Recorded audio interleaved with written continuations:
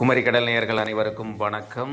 கிட்டத்தட்ட 10 மாதங்களாக நடந்து கொண்டிருந்த என்னுடைய வீட்டு வேலை 98% முடிந்துவிட்டது.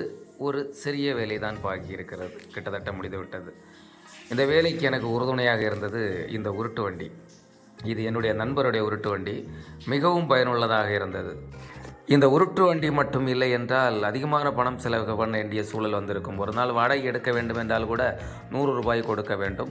இது மிக மிக மிக பயனுள்ளதாக இருந்தது எனக்கு. வேலைக்கு ஆட்கள் வருவதற்கு முன்னால் காலையில் 5 மணிக்கு எழும்பி அதற்கான பணிகளை தயார் செய்வதற்கு மிகவும் பயனுள்ளதாக இருந்தது. அடுத்ததாக ஏணி, சொந்தமாக ஒரு ஏணியை வாங்கி வைத்திருந்தேன்.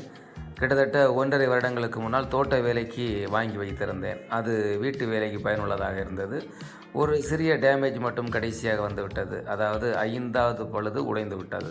மேலே கம்பி மட்டும்தான் இருக்கிறது. எல்லா வேலைகளும் முடிந்த பிறகு தான் அது உடைந்தது. மிகவும் பயனுள்ளதாக இருந்தது. வாடகைக்கு எடுக்கக்கூடிய சூழல் ஏற்பட. அடுத்ததாக பார்க்க இருக்கிறது பைக்கு. இந்த பைக்கில் தான் ஒவ்வொரு நாளும் தேவையான சிமெண்ட்டை எடுத்துகிட்டு வருவேன். ஒரு நேரம் 3 மூடை சிமெண்ட்டை கொண்டு வந்துடுவேன். அதாவது 50 கிலோ மூடையில் 3 மூடை கொண்டு வர்றதுக்கு இந்த பைக் எனக்கு சப்போர்ட்டிவாக இருந்து, அதிகமான சிமெண்ட் எடுக்க வேண்டிய சூழல் வந்துருச்சுன்னா காங்கிரீட் தேவைப்பட்ட சமயத்தில் அவங்கள்ட்டே கொண்டு போட சொல்லிவிட்டு இல்லாமல் ஃபுல்லாகவே இதில் தான் எடுத்துகிட்டு வந்தேன். வீட்டுக்கு தேவையான கல், மண், சிமெண்ட்டு, அப்புறம் தேவையான டைல்ஸு, பெயிண்ட் எல்லாமே போய் வாங்குறது, கடைகளுக்கு போகிறதுக்கு போய் வாங்குறதுக்கு மிகவும் பயனுள்ளதாக இருந்தது என்னுடைய மோட்டார் சைக்கிள்.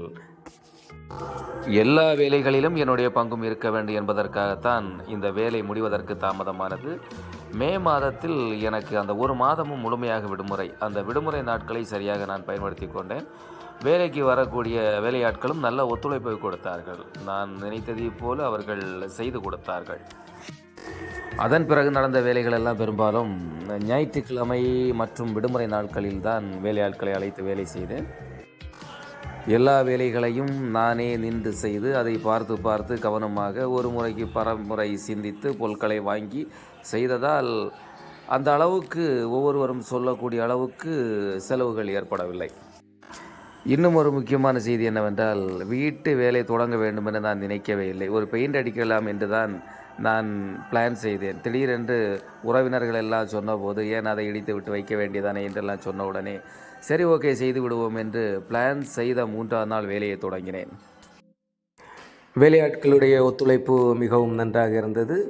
ஒவ்வொரு நாளும் வேலை செய்யும் போது தான் அடுத்ததாக அந்த கல்லை எங்கே வைக்க வேண்டும், என்ன செய்ய வேண்டும் என்பதை தீர்மானித்து அந்த வேலையை நாங்கள் கொண்டு சென்றோம். இந்த வீடு ஆரம்பிக்கும் போது பிளான் எதுவும் போடவில்லை. பிளான் இல்லாமலேயே வேகமாக வேலையை நடத்தி கொண்டே இருந்தேன். வேலையை சரியாக கொண்டு செல்வதற்காக முக்கியமாக 2-3 நாட்கள் இரவு 11:30, 12 மணி வரை வேலை செய்துள்ளேன். அதுவும் தனியாக நான் செய்துள்ளேன். சில நேரங்களில் வெளியூர் சென்றுவிட்டு வருவதற்கு தாமதமாகும். இரவு 9:30 மணி, 10 மணிக்கு வருவேன். அதன் பிறகு வேலை செய்த நாட்கள் கூட உண்டு. வீட்டு வேலை செய்யக்கூடிய உங்களுக்கு நான் சொல்லக்கூடிய கருத்து என்னவென்றால், நான் முதலாளியாகத்தான் இருப்பேன், நான் வீட்டில் அப்படியே இருப்பேன், வேலைக்காரர்களை வைத்தான் வேலை செய்வேன், நான் செய்ய மாட்டேன் என்று ஒருபோதும் நாம் நினைக்கக்கூடாது. சிறிய சிறிய வேலைகளை நாம் செய்ய வேண்டும். அதாவது முதல் மாடியில் வேலை நடக்கிறது என்று சொன்னால் வேலை நடந்து கொண்டே இருக்கும். ஒருவேளை வேலைக்காரர்கள் வேலை செய்யக்கூடிய அந்த டேப்பானது கீழே இருக்கலாம். அவர் கீழே வந்து மேலே எடுத்து போகும்போது நேரம் தாமதமாகும். அதே நேரத்தில் இன்னும் ஒரு பொருள், அதாவது வேலை செய்யக்கூடிய கரண்டி கீழே இருக்கலாம், எடுப்பதற்கு தாமதமாகலாம். இதுபோன்ற வேலைகளை எல்லாம் நாம் செய்து கொடுக்க வேண்டும்.